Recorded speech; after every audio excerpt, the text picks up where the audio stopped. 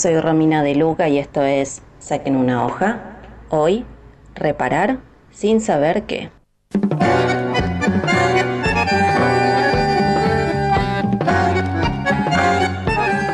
Gustavo, oyentes. Bueno, ustedes saben que seguimos con esta secuencia de columnas donde queremos examinar la escuela pospandemia. Nos estuvimos ocupando hace unas semanas de la estrategia bonaerense, el ATR+, ¿se acuerdan? Y también sobre la extensión del calendario escolar a nivel nacional como soluciones, dijimos, mágicas para recuperar lo perdido.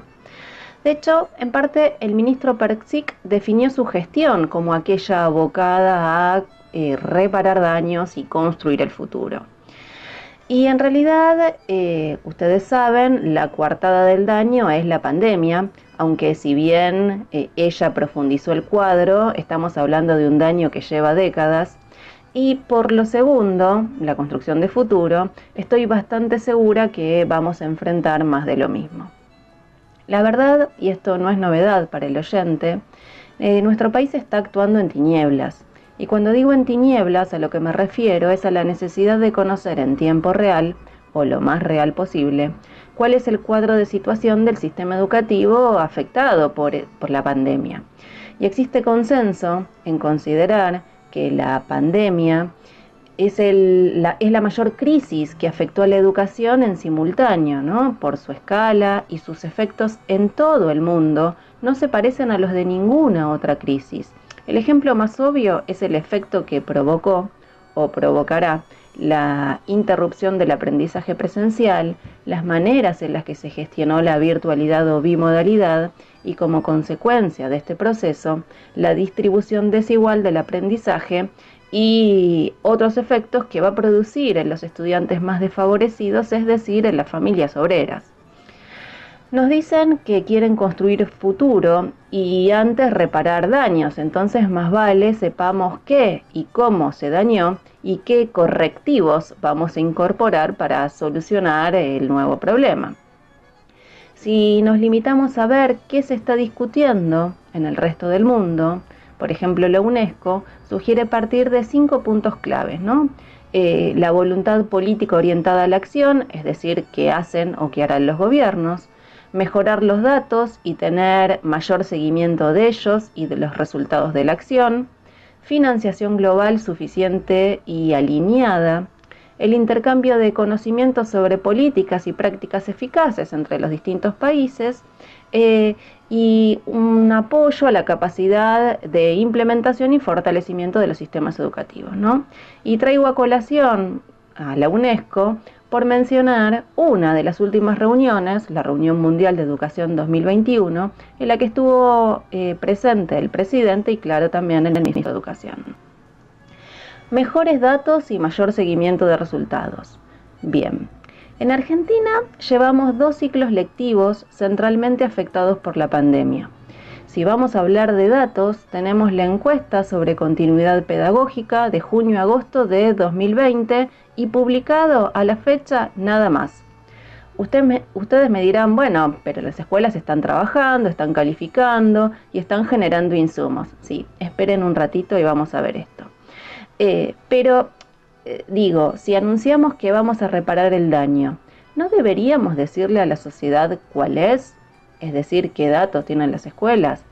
Por otra parte, sabiendo que esa única encuesta del año pasado es insuficiente, recién el 25 de octubre de este año, el Ministerio de Educación lanzó a través de la Secretaría de Evaluación una encuesta para saber cómo y qué se aprendió en los 2 últimos años a partir de la voz de una parte protagónica del hecho educativo, las y los estudiantes. Una muestra que se va a hacer sobre 798 escuelas, con un cuestionario dirigido a 38.000 alumnos y alumnas de 6º grado, donde se les pregunta cómo fue la experiencia educativa durante la pandemia. En ese cuestionario, que se realiza en papel, se les preguntará sobre la frecuencia con que se les envió tareas, cómo fue la comunicación con sus docentes, las formas de evaluación, las actividades que realizaron por materias y cómo les gustaría que fuera la escuela finalizada la pandemia. Hay que decir que, con excepción del nada menor detalle de interrogarlos sobre cómo imaginan la escuela, el resto de las preguntas fueron recabadas por el Ministerio más de un año atrás. Claro, en esa oportunidad respondían las mujeres, las mamás acompañantes de las y los estudiantes, docentes y directivos, es decir, otra vez más y más mujeres. Entonces, la encuesta de seguimiento de la que antes les hablaba ya tiene algunos de estos datos, viejos, pero los tiene. Prometieron que los primeros resultados de esta nueva encuesta iban a estar disponibles en diciembre, es decir, en 15 días, pero que junto a lo que se pregunte con las pruebas a aprender, se van a divulgar los resultados a mediados del 2022. Con esta letanía, conoceremos los resultados cuando esté bien consolidado el daño. Así, el ítem acordado en la reunión de la UNESCO sobre supervisar el progreso y mejorar la disponibilidad y el uso de datos nos lo estaríamos llevando a marzo. Mejor dicho, lo vamos a promover por acompañamiento pedagógico. Mientras el resto del mundo advierte sobre la necesidad de medir y tomar medidas urgentes porque, y escuchen esta cifra por favor, se calcula que las y los estudiantes de todo el mundo perdieron 1,8 billones de horas de aprendizaje presenciales desde el inicio de la pandemia y hasta septiembre de este año, cifra que todavía sigue aumentando. Y en realidad, más que ese número, que ya de por sí es impactante, conviene pensar el día después, es decir, las pérdidas de aprendizajes que pueden continuar acumulándose aún con la nueva presencialidad. Sobre cuál es este punto de partida de otra nueva desigualdad en Argentina, lo cierto es que no sabemos nada, ni lo vamos a saber. ¿Por qué digo esto? Bueno, bien, este último trimestre o bimestre, a lo largo y ancho del país, llegan a las escuelas planillas y más planillas donde les piden a las escuelas que den cuenta sobre qué hicieron ante situaciones de desvinculación de estudiantes. Y recuerdan que se debe favorecer el proceso de promoción 2021-2022. Que recuerden que el 2020 y el 2021 fueron ya fusionados en julio de 2020, con lo cual entonces estamos hablando de promover 2020-2021, ¿no?, para el 2022. En este cuadro le piden a las y los docentes que detallen qué acompañamiento familiar tuvieron los estudiantes, sus posibilidades afectivo-cognitivas, las diferentes propuestas que elaboró la o el docente en cuestión, obviamente atendiendo a la variedad de situaciones de sus estudiantes, y cómo proyecta que se puede fortalecer esa trayectoria en el 2022. En criollo, ¿qué quiere decir esto? Bueno, que pase y después vemos. Si creen que es interpretación, nos recuerdan que en ese mismo documento, que la evaluación se hace colegiada, es decir, la tienen que acordar un grupo de docentes, sin ponderar cuantitativamente, es decir, sin escalas numéricas, sino viendo la progresión de habilidades cualitativas, es decir, bueno, si progresó, dale que va. A la escuela le piden criterios bastante, no me quiero poner paranoica, pero diría policíacos, ¿no?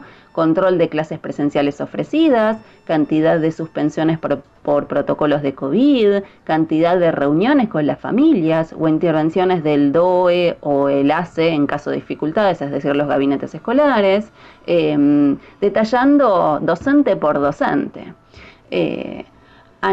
Pero si se considera que el alumno no debe promover, el Consejo de Profesores debe acordarlo todos juntos, elevar una nota en conjunto y avisar a supervisión.